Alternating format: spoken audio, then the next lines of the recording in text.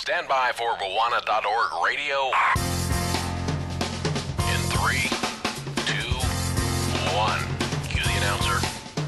You found Bwana.org radio, your one source for tech news and reviews. Now, almost live from sunny Florida, here's your host, Bwana McCall. Greetings, folks, and welcome to episode 249 of Bwana.org radio, the clean-shaven edition. Yeah, the beard is gone. It just, one morning I woke up and sneezed and I had a bunch of hair on my freaking chest, and it wasn't growing from my chest. I was like, what the heck happened? Some freaking sneeze that was, that all the hair just fell off my eye shaved. Kind of got tired of the beardness. It's getting very hot in Florida, and I didn't want any birds nesting in there, so I decided it got pretty scruffy, guys. Man, you hadn't seen me on camera for about a week, and yeah, you could lose some money and some pennies and nickels in there. But this is the clean-shaven edition of Bwana.org Radio 249. One thing I want to do before I get started is that I want to make an announcement. We're going to be moving temporarily. It's not going to be. I don't think it's going to be permanent, but for the foreseeable future, we're going to be moving towards one episode a week, and we're going to do that on Thursday nights. No longer will I be doing Tuesday and Thursday nights. I'm kind of going to cut back on Bwana.org Radio because my other endeavors in life, my schedule, has kind of picked up steam, and I can't keep up with the podcast as I want to. But I don't want to drop it completely. I just want to, just cut back so that I don't burn myself out and I get enough sleep, and I don't look like a zombie when hey, welcome to Bwana.org. Radio brains. I don't want to come on here like a zombie, but one show a week. We're going to be doing that, and look for those to be coming out. If not, I'm thinking about moving the production to Friday too. I know you guys are like, but no, when I wake up Friday morning, it's usually there. I got to make some adjustments, guys. So this show may not actually be available until Friday afternoon-ish or Friday night-ish. And I encourage you guys to come by live. We're here at live.bwana.tv and justin.tv/Bwana. If you want to catch it when I do it, you can come by live. We got a bunch of people in the chat room kicking it up and doing the things we do here. But I got to slack. I got to slack. I'm not slacking. Freudian slip? I don't know. But I have to cut back a little bit on the show stuff. So look for those to come out on Friday. Probably tomorrow afternoon. This show will be available. We got an awesome show lined up for you for episode 249 of Bwana.org Radio. It's time for Bwana.org Radio's tech news for this week.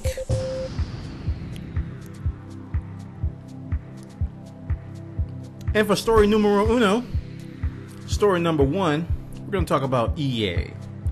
EA, Activision, and Respawn Entertainment. This has to do with the whole idea and the whole situation where Respawn Entertainment signed with EA. If you don't know what I'm talking about, this has to do with the former Infinity Ward employees. These are the guys who make the game Call of Duty Modern Warfare 2. You probably have heard of it. It broke all kinds of sales records. This whole brouhaha, as I like to call it, brouhaha, is it started with a lawsuit, essentially stemming from the firing of some of the Infinity Ward heads, and they went off to start their own studio called Respawn Entertainment. Now, this story that I want to talk about today, it comes from EA's perspective, and this is a perspective we haven't heard from yet. We've heard from the former Infinity Ward guys, we've heard from Activision, their side of the stories, but we haven't heard from EA. EA basically has stated that the Respawn team was like a dream come true. They basically fell into our laps. And if you read this article over on multiplayerblog.mtv.com, they basically said, that when they heard that the guys had left Activision and were available, they jumped right on it. They said the fact that we were able to take advantage of an opportunity that came our way and partner with Respawn and create a relationship with them has been spectacular, something that we're very excited about. It's a key part about how we're growing with our EA partners business going forward.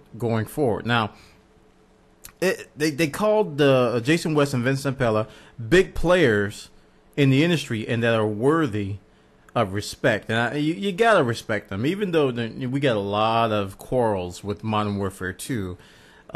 These guys are not, nobodies in the industry. They know their stuff. They've been around a while, and their titles are well known. So Respawn Entertainment, EA is basically saying, wow, we were pretty much blessed.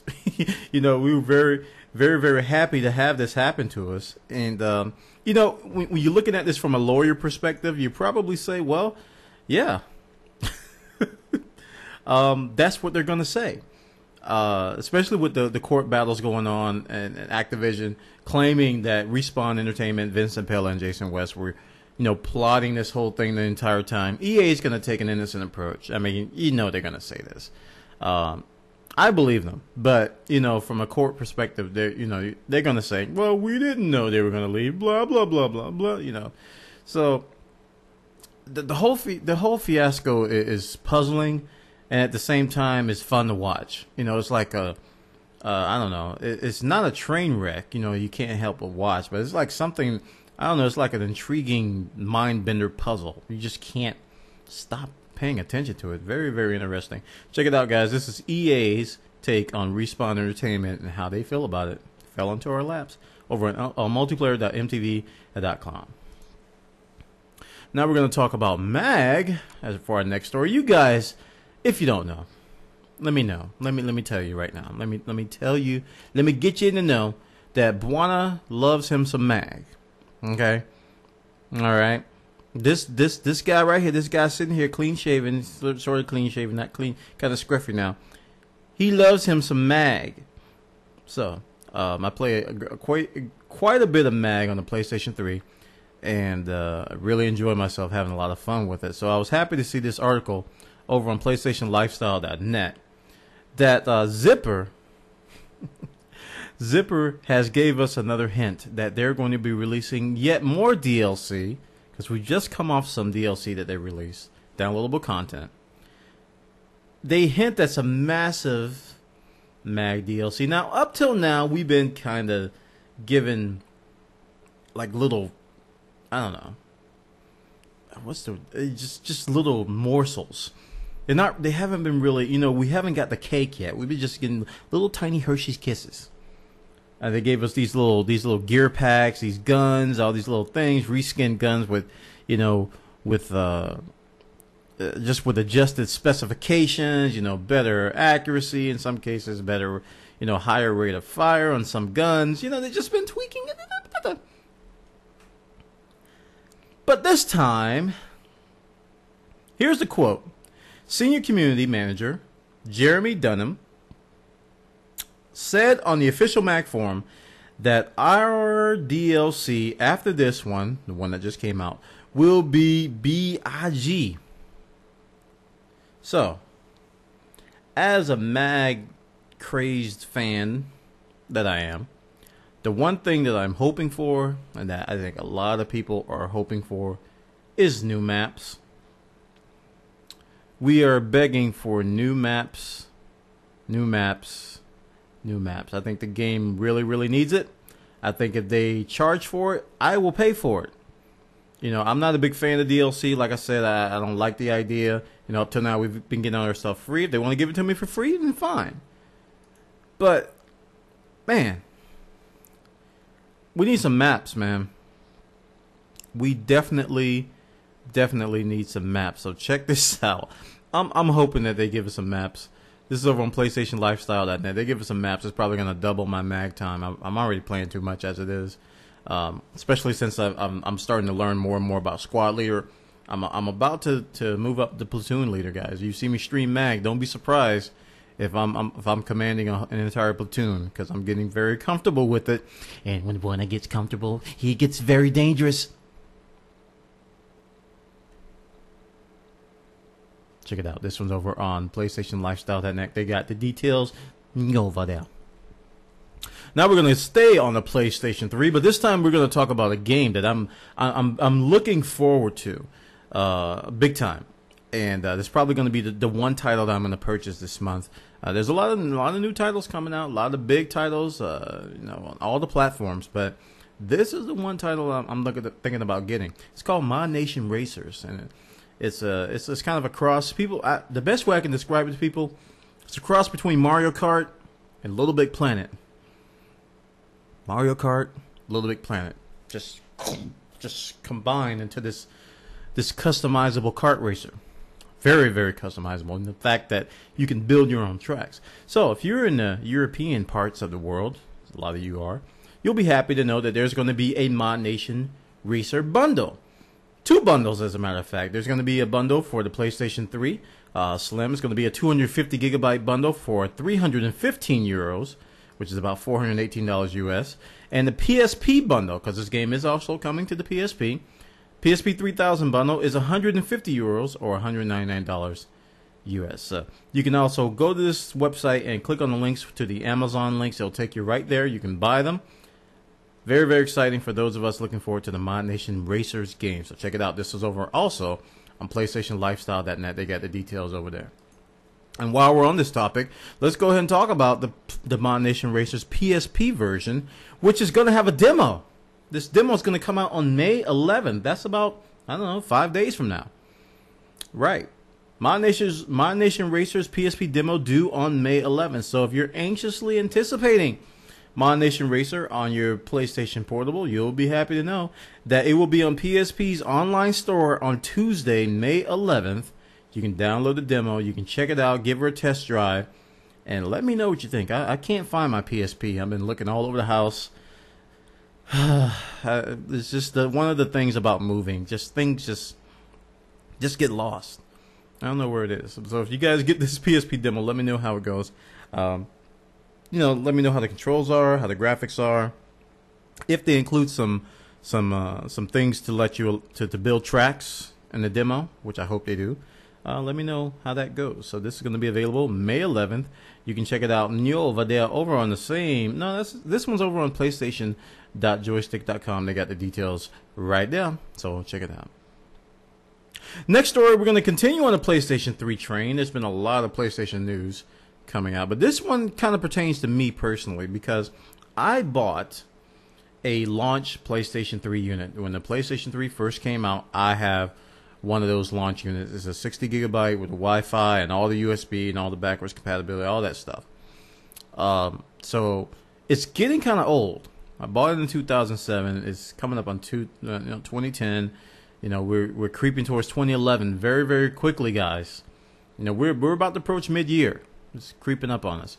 So, I'm really getting a little bit worried about what if something were to go wrong with it, because to repair these things, if you're not under warranty, you really are creeping towards, you might as well just buy a new one price. It's like if it gets over $100, you're like, I might as well just buy a new one.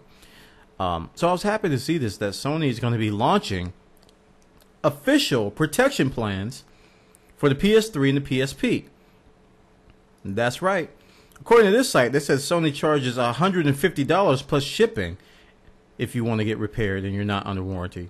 But this protection plan is going to be as little as $45, and a 2-year plan is going to be $60. So yeah, it definitely pays for itself if you do buy this purchase plan. The PSP plan is going to be $30 for 1 year, and $39.90 and $40 for 2 years. And an accidental damage option is also being offered for $10 more. So if you're definitely going to get this, get the accidental damage, so you don't be skating the line. Go, well, somehow it broke, and then they go, well, that was accidental damage. We don't cover that. You should have paid $10, so give us $150. Yeah. So if you spill some water on your PS3, or you drop your PSP in the pool or in the toilet, you'll be covered on the accidental damage. So check this out, guys. This is something if you're like me and you have a launch PS3, don't think it's ironclad that it's going to last forever, because anything can happen, and you don't want to have to shell out $150 plus tax. Plus shipping to get it repaired, because $150 you're gonna say, well, I'm just gonna buy a PS3 Slim.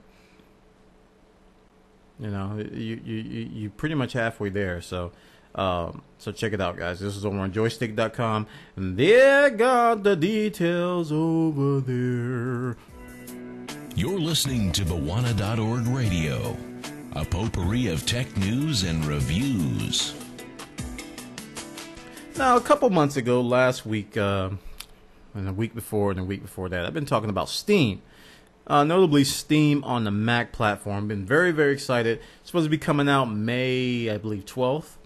Valve time. They officially said end of April, and then it ended up being May 12th. So there you go, Valve time. Valve is always late. That's what I'm trying to say. I've been really excited about the Mac OS X port of Steam. And somebody asked me on the stream, I can't remember if it was in the post-show question or during one of my casts, they were like, do I think that Steam is coming to Linux? And I told them that it's highly possible because there's a lot of similarities between Mac OS X and Linux from an architecture perspective. When you talk about OpenGL, you talk about native binaries, it's easier for me, in my mind, I think it's easier to port from Mac OS X to Linux than it is to port from Windows to Linux. That's just the way I believe it works. But, that's what this article is talking about. Is Steam for Linux next on the cards after OS X? Very, very interesting article on /gear. And they're basically stating that in the latest update, in the latest OS X release, that they found remnants of some unreleased Steam Linux binaries. Yeah. It says, less than 2 weeks ago, we reported that Mac OS X Steam client confirmed the existence of a Linux client and found more Linux references too. We then found the unreleased Steam Linux binaries that were under active development. Some still didn't believe the existence of Steam client for Linux with the source engine support, but it's something that we have said for nearly 2 years based on our sources and then the emergence of these binaries. So, yeah. If it's not coming out, then that's one thing. But I truly believe it is under development in some shape or fashion. And I think the Linux gamers out there, they're probably tired of subpar gaming on Linux. When I say subpar, I mean compared to Windows. There's a lot more native games for Windows than there are for Linux. And not have to deal with Cider and all these different translation programs that kind of degrade performance. We want native stuff. I mean, that's why I was excited for Mac OS X and the Steam binaries there, because Steam and the games are going to be ported to Mac OS X because they're going to be natively ported or natively rewritten. I shouldn't say ported, but natively written for the platform, and it's a big difference, guys. It's a huge difference when it's natively written for the platform than when it's, number one, emulated or translated with these funky programs, and you lose performance. So check it out, guys. This is over on /gear.com. They got the details over there. Steam for Linux may be coming next after OS X. Now we're going to talk about Steam, and we're also going to talk about a game. How'd you put those two together? Steam, game. Steam, game. Steam, game. I don't know, because Steam is a gaming platform. Anyway, this next story has to do with Civilization. And if you're a fan of Civilization, you'll be happy to know Steam is getting an exclusive version of Civilization 5. And older Civ games will be on sale. 75% off. 75% off on the older Civ games. But let's check this out. Basically, they're going to, the folks behind Civilization 5, they're going to revamp it so that it supports Steamworks. You guys heard of Steamworks, right? Yeah, that's the features of Steam and the Steam Cloud, and and all the different features that we've been talking about for the Mac OS X client. Steamworks. Very, very cool stuff. And they're going to be doing a digital deluxe version. It's going to cost $60, but it's going to add the Babylonia civilization to the game, along with behind-the-scenes video feature and the game soundtrack.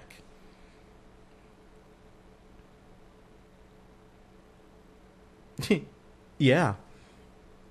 Very, very cool. But if you want to get their older Steam game, the older Civilization games, but they're gonna be cut by a whopping 75% for a limited time. Very, very cool deal for you guys who are into Civilization. Personally, I never could play Civilization. My roommate used to play it in college, and I used to just watch. I was fascinated by it, but I was like, I can't do that. I don't know why. I used to play real-time strategy games. I used to play a bunch of other games, but I saw Civilization. I was like, I'm not gonna. I'll just watch. I don't know. It's a very cool game, though, so check it out, guys. This is over on news.bigdownload.com. They got details over there. Now, Starcraft. Let's talk about Starcraft 2. Man, we've been waiting and waiting and waiting and waiting and waiting and waiting and waiting. And waiting and waiting and waiting and waiting and waiting and waiting. And we finally got a release date for Starcraft 2. It's going to be released on July 27th. Yep. July 27th is when the Terran campaign is going to have the Terran campaign, 29 missions, the full multiplayer experience, and several challenge mode mini games. So if you don't know, guys, let me break it down.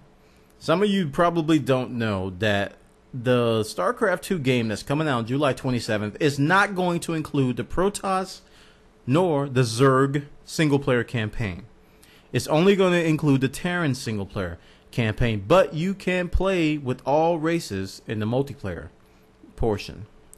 Now, those of you who bought the first Starcraft probably are saying, why in the world are they doing that? Well, the only thing I can think of is Activision.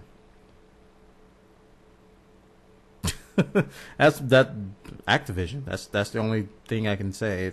They're going to release, 3 games, with the single player. So I don't want to darken this news, because it's good news that they got a release date finally, July 27th. But I don't want you guys to be surprised when you buy this and you're like, hey, how come I can't play with the Protoss? How come I can't play, single player with the Protoss? How come I can't play single player with the Zerg? Well, I'm letting you know now, and I guarantee people are still going to be shocked when they pick up the box and realize that. Check it out, guys. Over on slashdot.org, they got the details over there. July 27th is when StarCraft 2 is going to be released. Terran single player campaign, full multiplayer experience. Now, if you're on the Mac, you're going to be able to play StarCraft as well, StarCraft 2. And if you're in the beta, the Mac client is out right now. Yeah. So get yourself some beta key, guys. Now, the one thing I'm not sure of is that if you go to like GameStop and you pre-order StarCraft and get the beta key, I don't know if you can use the StarCraft 2 Mac client or not with that key. Because I don't know if they have a separate key for Mac clients than they have for the PC clients. You would think they wouldn't. My suspicion is that they don't. I don't think it's going to matter. So if you do pre-order the game, you will be supplied with a beta key. And if you're on the Mac, you can get the Steam 2 beta Mac client, play StarCraft 2. I said Steam, didn't I? You can get the StarCraft 2 beta Mac client right now on the Mac. So this is available for you Mac guys out there. This is one of the reasons why we all love Blizzard, is that they are adamant about supporting the Mac platform with games, and they're adamant about supporting the PC platform with games. So they have not been discriminating. They've been released at the exact same time, and most times on the same media. I forgot which game actually came with both versions on the same disc. It was very, very cool. So check it out. That was over on joystick.com. They got the details about StarCraft. Very, very, very, very cool that is on the beta for Mac. Now let's shift gears to some PC gaming news. And this was some very, very good news that we heard earlier in the week, and a lot of people got excited. It had to do with Mech Warrior. If you're old school like me, you remember playing Mech Warrior back in the 90s, and I think the early 2000s it was even out. It was basically a mecha game where you controlled a giant robot for these intense battles, and it gave you a very arcadey experience, in terms of the physics and the effects. It was very, very revolutionary at the time. People loved it. So this article is very, very exciting. it was kind of disheartening at first because we couldn't get it. But MechWarrior 4 is going to be released for free. So you can download this for free. MechTech is currently offering it up for free. But the problem was they put it up on their website and their website got like killed. Yeah, their website just got completely dismantled, and it's I don't know. But finally, they decided to go with BitTorrent. I think this is good news. So going from BitTorrent, going from the downloadable executable to BitTorrent was definitely a good idea. So check this out. This is over on GamePolitics.com. They got the details over there about the free MechWarrior release. Now let's shift gears from gaming over to Apple. And we're going to talk about Apple now.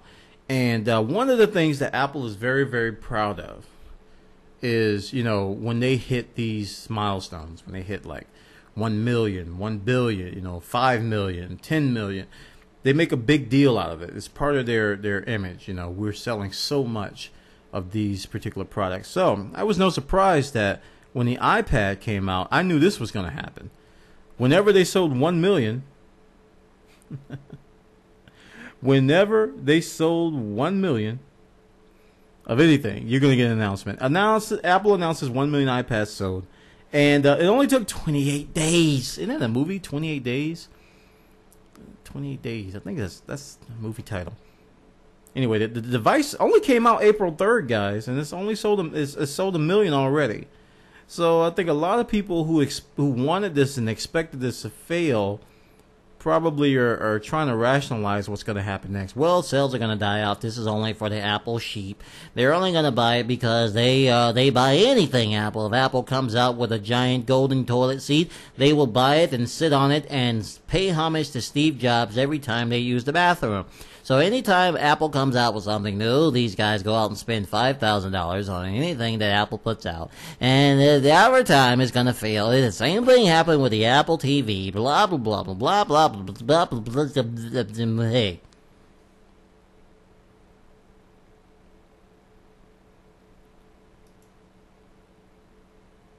Check it out. This one's over on iLounge.com. They got the details. Apple has sold 1 million iPads.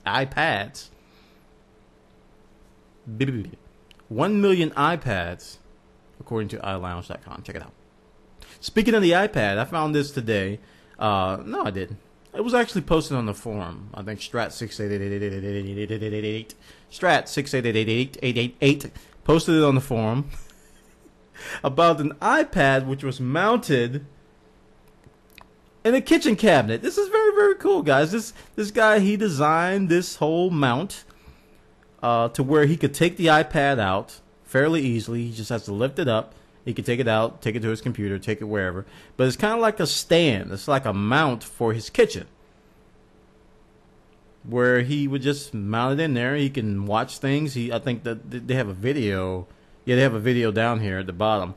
And you can see what he was doing. He was looking up recipes. He was listening to music, blah, blah, blah, blah, blah. You know, things you want to do to pass the time or things you would have to do in the kitchen. Now, imagine if you're cooking, you probably don't want a touchscreen interface because your hands are probably going to be all kinds of gooey stuff.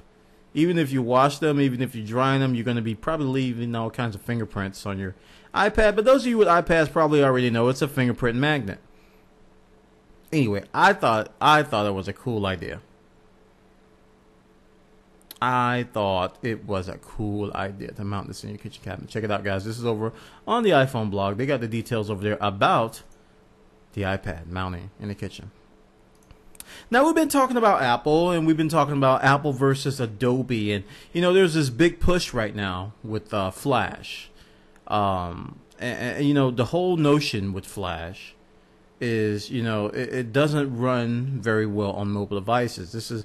I didn't talk about this, but Steve Jobs put out a letter basically stating his thoughts that he thought, you know, Flash is not the future. HTML5 is the future of the web simply because it runs with technologies built inside the browser.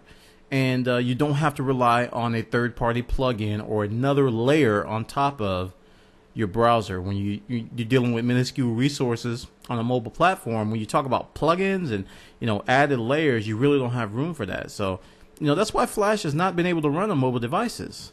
Adobe's working hard on that, and they're making a push to get the word out that they're actually going to be able to get it to work. So that's the next story I want to talk about. Is Adobe's taking a step.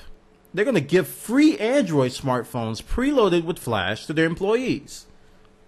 So this is really, to me, this is a great idea, because if they put it in the hands of their employees, this is one way to get word of mouth out to their families and friends of friends of friends, even write blog posts and things like that, of Flash actually working.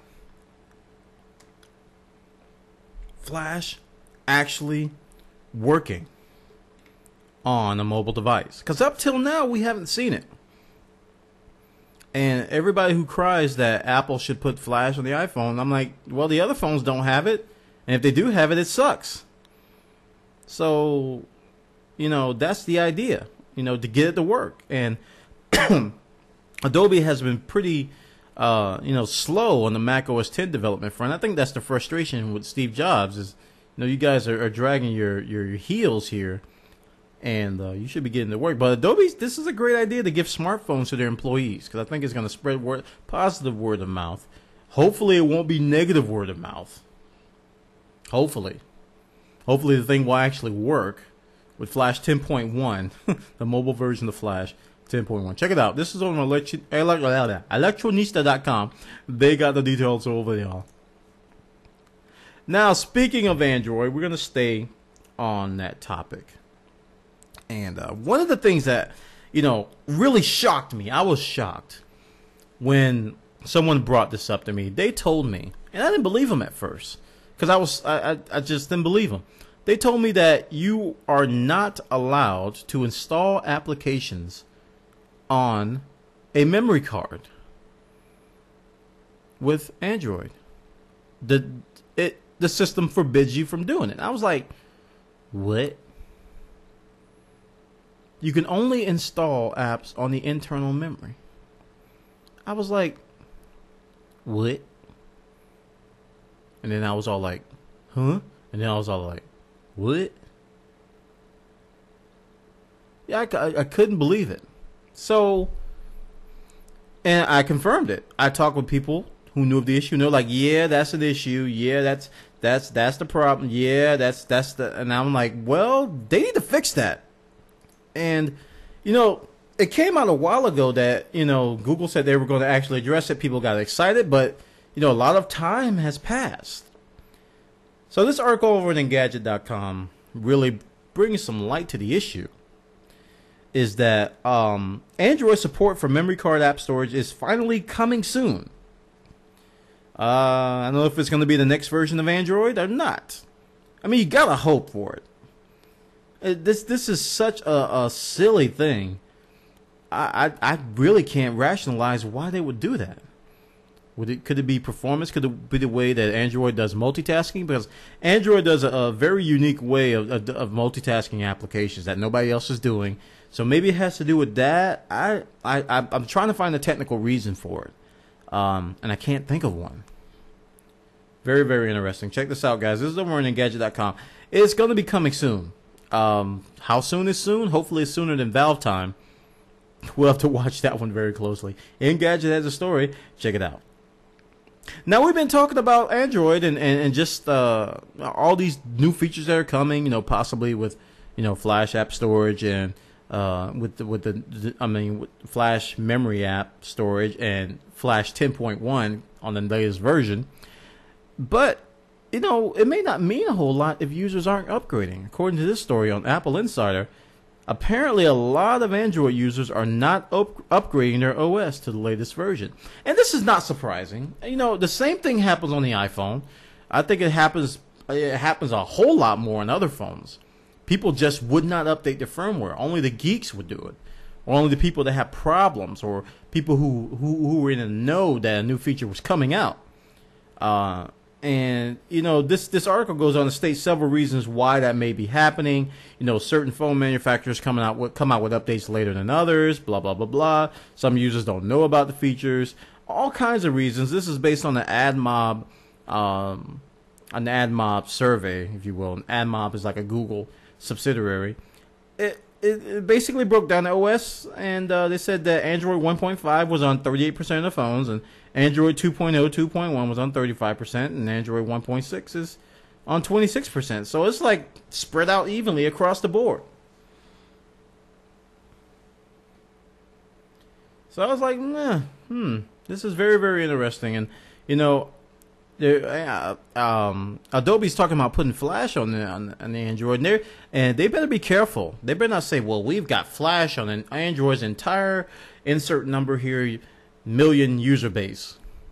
If they say something like that, well, then that's definitely not going to be true according to this article, because not everybody's going to upgrade. And you know, there's kind of common sense for a lot of us who are in the know, but a lot of people who look at these numbers and you know, and analyze from a different perspective on like how many people are going to be using Flash, or how many people are using Android, or how many people are utilizing, you know, a certain feature of Android. They don't look at the possibility that people aren't possibly updating. And it's a real possibility. Check it out, guys. This is over on AppleInsider.com. They got the details over there.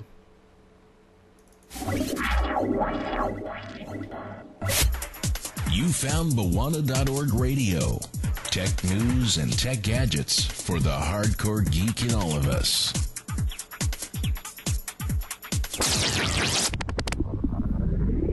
My employer, Hewlett-Packard, as we used to call it back in the day, now we're calling it HP, acquired Palm for $1.2 billion. Now, Palm had been looking for a buyer for a while now. We knew that. They were in deep, deep trouble. We knew that their financials were pretty just dark and just ugly. And they weren't getting the adoption that they had hoped for. And they basically put out there that Palm was for sale. Now, HP snatched them up for $1.2 billion. And the whole rationale behind it was to harness the power of the Web OS operating system. Now, I've always had respect for WebOS. I thought it was a great implementation, great ideas, and you know, the whole idea of the cloud is very new and unique and refreshing. But I always said that Palm's hardware, I don't know, man. It's just I mean, judging by, you know, a lot of people who have these, who have talked to me, they said that the hardware just is subpar. And I was like, well, that's unfortunate. So you know, we'll see. I'm going to hope that HP does something spectacular with this. A lot of people are speculating. Now, I work at HP, but I don't know anything about this. I didn't even know we were buying them. Found out the same way you guys found out. We're hoping that, you know, those of us in the know, hope that HP utilizes Android on their tablets that we're coming out with. Most recently, the iSlate. I think it's called the Slate. The HP Slate. And you know, a lot of people's like, well, are they going to keep Windows 7? Blah, blah, blah, blah. There's a lot of rumors that they're going to drop Windows 7 on the Slate. I don't know. I like I said, I work there and I don't even know. HP's a huge company. So congratulations to Palm for coming to the HP family. I'm going to welcome them with open arms, and hopefully I can convince my manager to give me a Palm Pre. Boy, this has been a good boy. Give one a Palm Pre. It's been good. Anyway, check it out. This was over on BusinessWire.com. They got the details over there. HP acquired Palm for $1.2 billion. Now, if you're looking to buy a Palm Pre today, it's probably a good time. If you're like, well, I was waiting for the Palm Pre to drop in price. How about a penny? 1 cent. 1 cent. Yeah, apparently it's dropped down to the free with contract status. So if you're looking to buy a Palm Pre, now's a great time. This wasn't surprising. I mean, especially with the HP announcement, you knew that the legacy devices were going to drop dramatically in price. 1 cent with contract. Very, very cheap. Check it out, Palm Pre, over on digitaldaily.allthingsd.com. They got the details over there. Now, I was talking about some things with. I'm going to shift gears a little bit. We're going to talk a little bit more about HTML5. I was talking about the whole idea with Steve Jobs saying that HTML5 is the future and Flash is too bulky, too bloated, and everything. And a lot of people don't believe that HTML5 is going to get rapid adoption. But I answer to that and I say, well, YouTube is looking at it a lot. A lot of the big video sites are. And a lot of other main media fronts are looking at basically their next gen systems are going to be HTML5 compliant. So when I saw this story, I kind of wasn't surprised. The popular document sharing site Scribd, I've used it to share PDFs all over the web. Very, very, very, very useful site. They're abandoning Flash completely. Scribd has stated that they're abandoning Flash for HTML5. The co-founder and chief technology officer, Jason Friedman, says, "We are scrapping 3 years of Flash development and betting the company on HTML5 because we believe HTML5 is a dramatically better reading experience than Flash. Now any document can become a web page." Very, very powerful words from the Scribd developer. Now, he's by no means a representation of the entire industry, but it definitely says something. When someone can scrap 3 years of development like that and just say, well, we're just going to go with this now. Yeah, Scribd is very, very useful, guys, and especially if you're thinking about mobile devices and reading Word docs and Flash, and I'm not Flash, but reading PDF documents and ironically Adobe PDF documents. It just makes a whole lot of sense to use HTML5. Check it out, guys. This is over on MacRumors.com. They got the details over there. Now, we talk about HTML5, but I talked to somebody the other day, and I was telling them that Adobe, their tools support HTML5. They have an HTML5 export in CS5. So it's not like they're in direct competition with HTML5. So that's why it doesn't make a whole lot. I don't know why they're clinging to Flash so hard. And this next article kind of confirms that. Their CTO, Kevin Flinch, basically is stating that Adobe is going to have the best HTML5 tools. And he's saying that, we're going to make great tooling for HTML5. We're going to make the best tools in the world for HTML5. It's not HTML versus Flash. They're mutually beneficial. The more important question is the freedom of choice on the web. I absolutely agree. Absolutely agree with that statement. Freedom of choice on the web. If I don't want to use Flash, I shouldn't have to use Flash. If I want to use HTML5 instead, I should be able to use HTML5 instead. I got a lot of respect for Kevin Lynch. I hope he's telling the truth. He needs to talk to his CEO a little bit. CTO seems to be in the know. CEO doesn't kind of have a clue. Oh, man. Check it out. This is over on 9to5themac.com. Adobe says they're going to have the best HTML5 tools, ironically coming from the Flash developer. We'll see how that pans out, so check it out. And finally, we're going to end tonight's show on a very, very humorous note. This was posted, I think it was John Fisker, otherwise known as Fishtwet. I think he posted this in the forum. You guys are going to have to correct me. It was either him or Strat that posted this TomTom Darth Vader voice.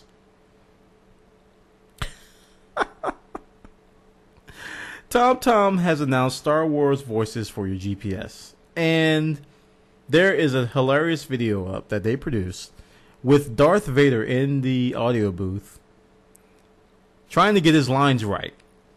And you got this. Just go to YouTube and search for Darth Vader TomTom and you'll see it.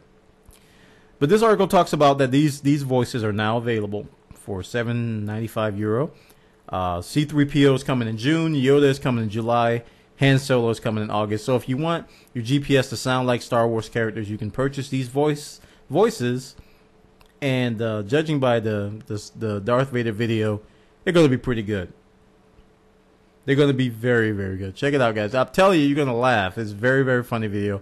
you can check it out about Star Wars voices on your TomTom GPS. And that concludes episode 249 of One.org Radio. I want to thank everybody for coming by. We're here live every Thursday. Can't say Tuesday and Thursday anymore. We're live every Thursday night at around 8:30 p.m. I started tonight at 9:30. I'm debating on whether to start a little bit later. I had a lot to do today, and it kind of ran over, spilled over. Dinner was late, and everything was late. So, hopefully we'll be able to start at 8:30.